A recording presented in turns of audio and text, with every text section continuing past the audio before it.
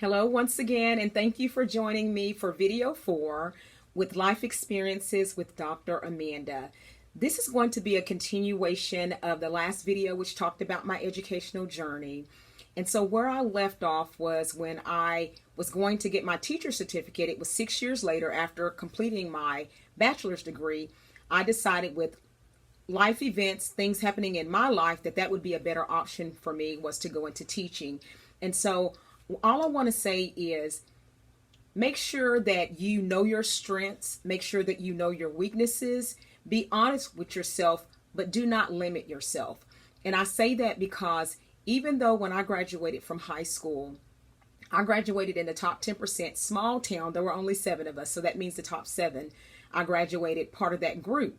Well, my writing skills were weak, so it wasn't any lack of understanding on my part. It was a lack of the teaching provided for me. So be honest about those things. Don't beat yourself up. And so I say that because when I was in college, going in, graduating, top 10% of my class, I had to take a remedial writing course. And then even when I went to the university, I had to retake a writing exam to move on to my junior year.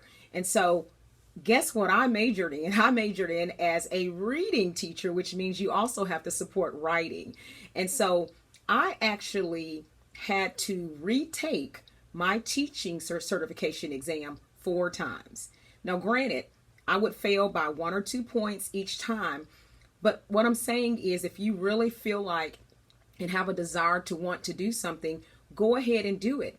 I knew what my weaknesses were. I knew what my strengths were, and that's what I worked on.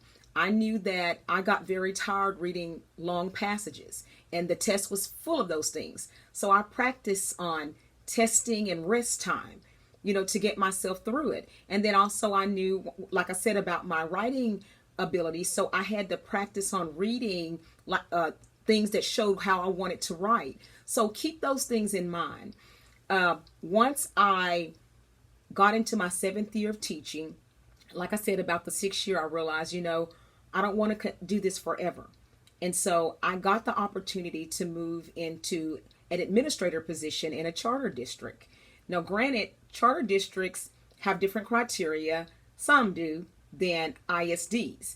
And so I didn't have to have my administrative certificate, which requires a master's degree. But for me, I knew that I wanted everything to make me the best for my position. So that's when I decided to go ahead and get my master's degree. And I got my master's degree in educational leadership. Once again, a lot of writing, but you put the time and the effort in it. Once again, recognize your weaknesses and work through it. And that's exactly what I did. And so a little bit after that, after I completed my master's, I actually at that time was between jobs by choice. I had left the charter district and was wanting to work in higher education. So both of my previous degrees dealt with pre-K through 12th grade.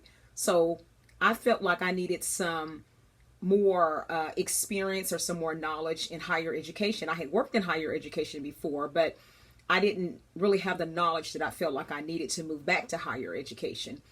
So therefore, that gave me the mindset. I prayed about it, and it just seemed like a good thing to do at that time to go ahead and get my PhD in education. And so that's what I did. I got my PhD in leadership for higher education.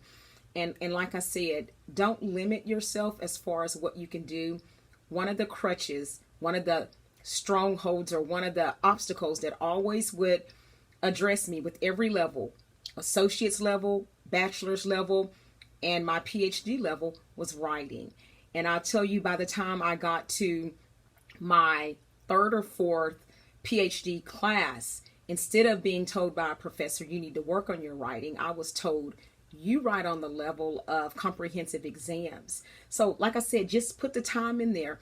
I know a lot of times we hear from African Americans that the STEM disciplines, such as math and science, that we're not good in that. Who told us that? We just have to work at it. So like I said, don't limit yourself. I'm going to go ahead and end this one. And if you want some very specific pointers about getting your education, furthering your education, I'm going to put my email address in the chat portion of it. So please feel free to email me.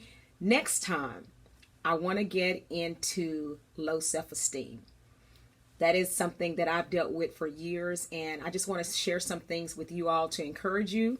Remember, subscribe to the channel, Life Experiences with Dr. Amanda, and I'll see you next time. Thank you.